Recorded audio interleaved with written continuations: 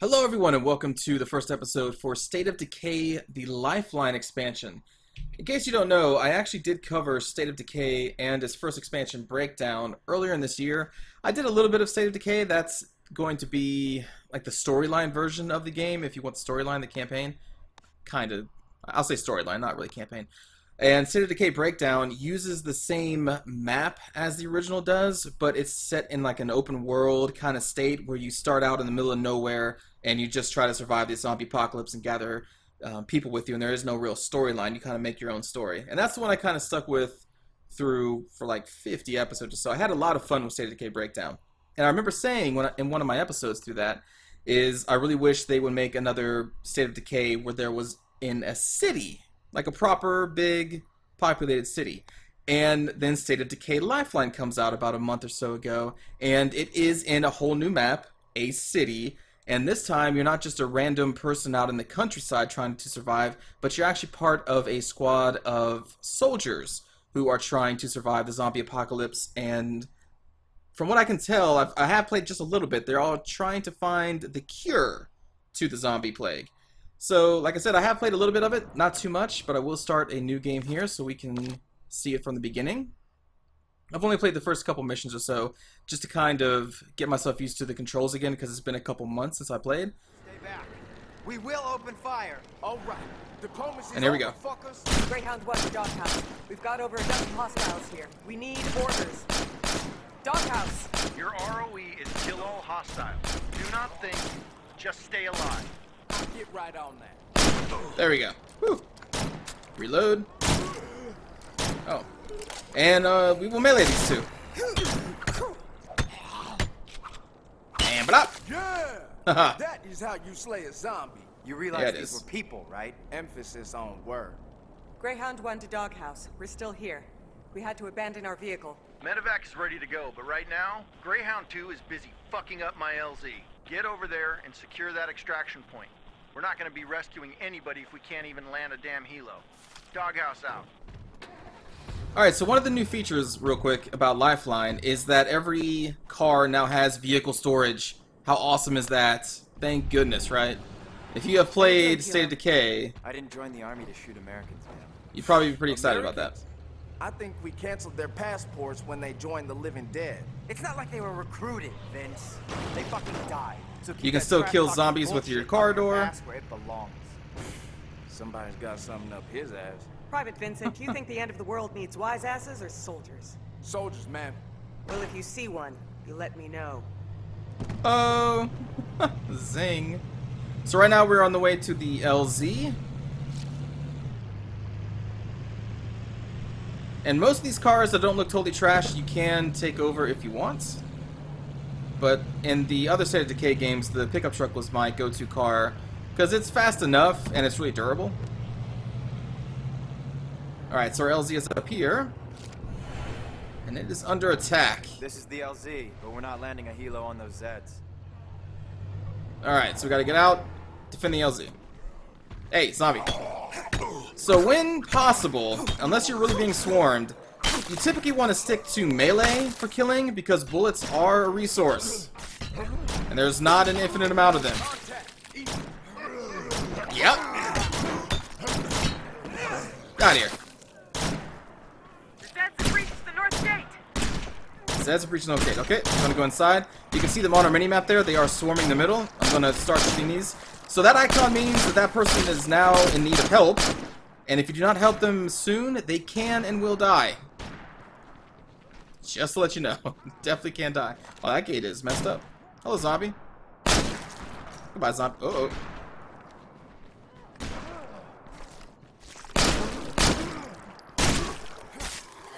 Let's get out of here. Help them clean up.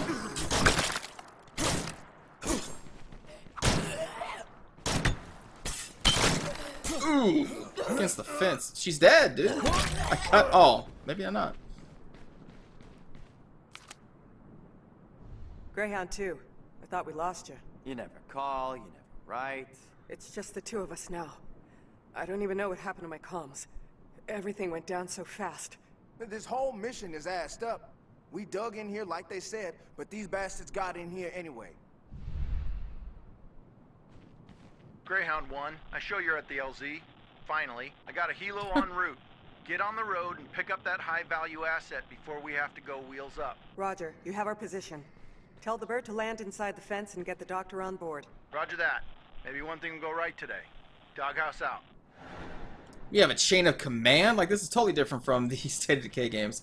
So before we go out on the next mission, I'm going to go over here to one of our supply lockers that's already been stocked, which is another complete different thing from State of Decay. Because in the original game, you had to scrounge for everything. You started with maybe like a melee weapon, I think, and I think maybe an aspirin and some stim packs, or stamina packs.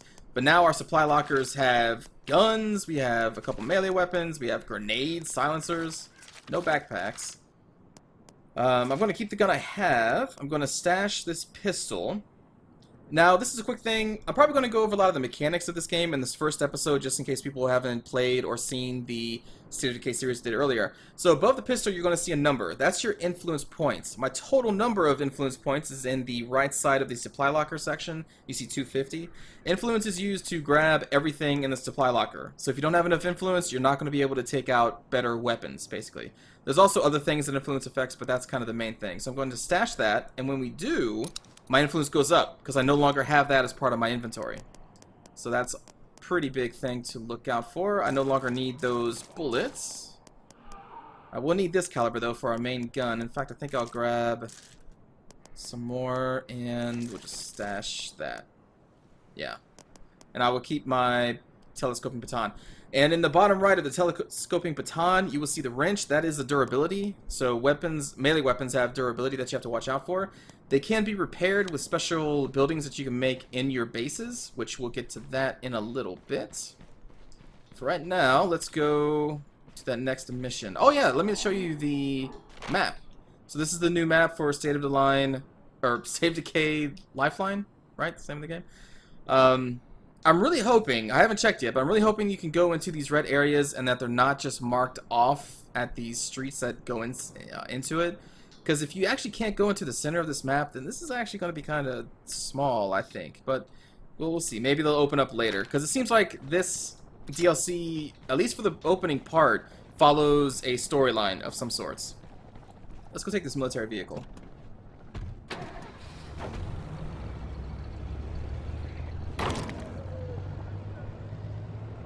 Well, let me see. So the red area is right up here, and that's blocked off there.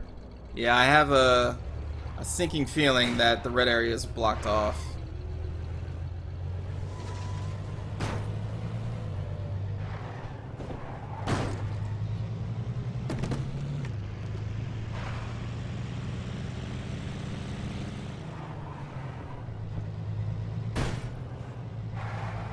That used to be a helicopter? I've seen worse.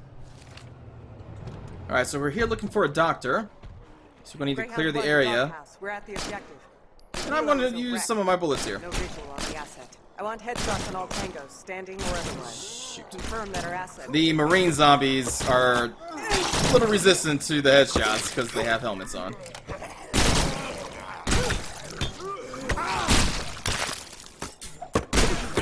Again, when you can, stick to melee. You will notice that on the bottom left side, the blue bar is your stamina. The more you attack, the more stamina you use. When that is gone, you can't really run, and I think your attacks are a lot slower. And we'll finish this guy off. You can see we're kind of out of breath. We're like, oh, jeez. There are items that can restore stamina, but I'm not going to use any right now. I don't really need it. You got that. Blah. Okay. These guys were soldiers. You still think this is funny, Vince? No, Sergeant. No way. Doghouse to Greyhound 1. We're showing that asset is not at your position. Confirmed, sir. No one here matches the ID. Alive or dead. Well then, expand your search to the surrounding buildings. Yes, sir. Greyhound 1 out. Listen All right. up. We're gonna search these structures for friendlies. So check your fire. Let's continue looking for the good doctor. Count out. There we go. Hello? Time to Alright, no one here?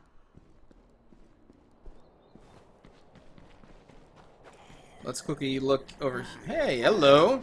Boom!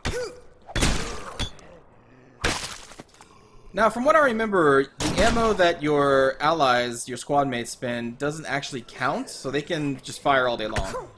I think. Unless that was changed in the Lifeline DLC. Anybody in here? Alright, Doctor's not in This one's there. clear. Let's head over this way.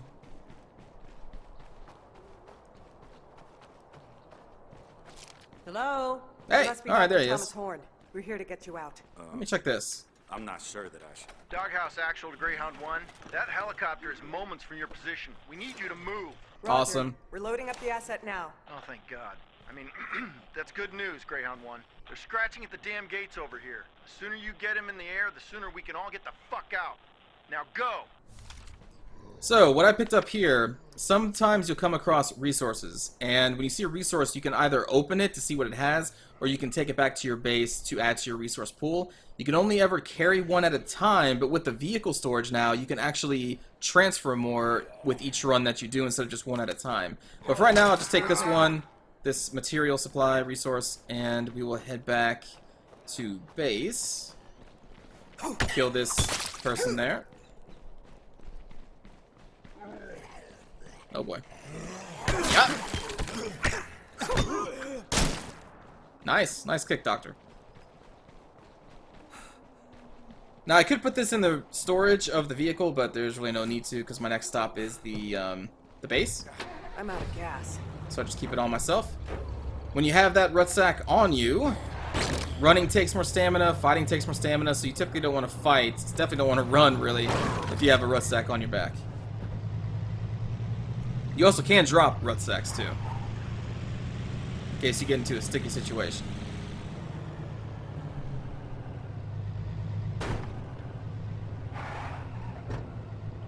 Whoa, whoa, whoa.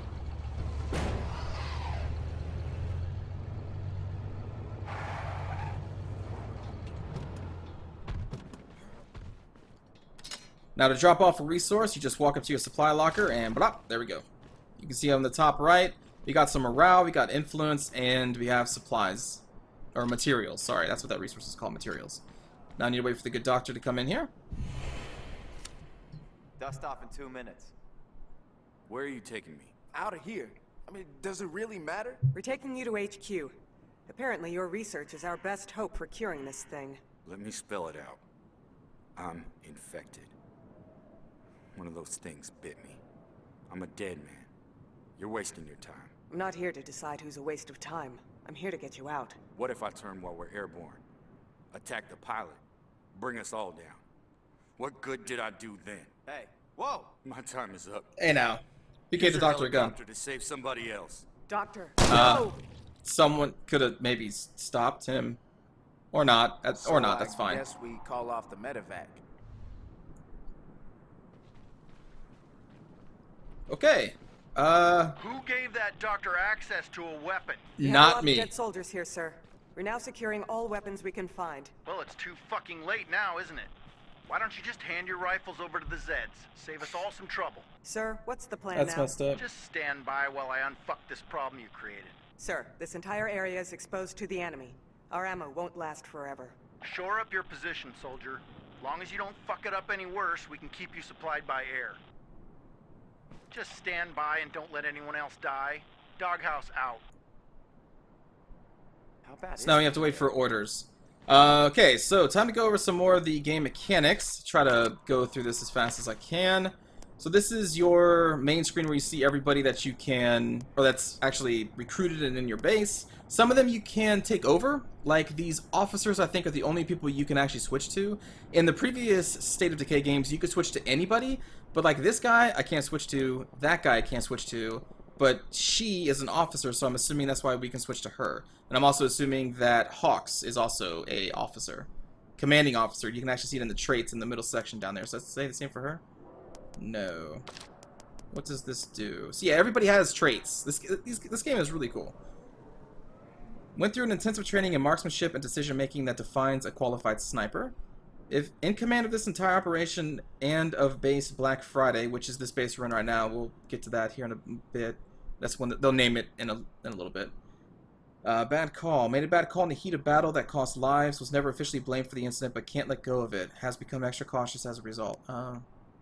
Went through the same training gauntlet that shapes every new soldier. Came out with essential combat and survival skills, and the ability to jog all day carrying a full pack. Okay.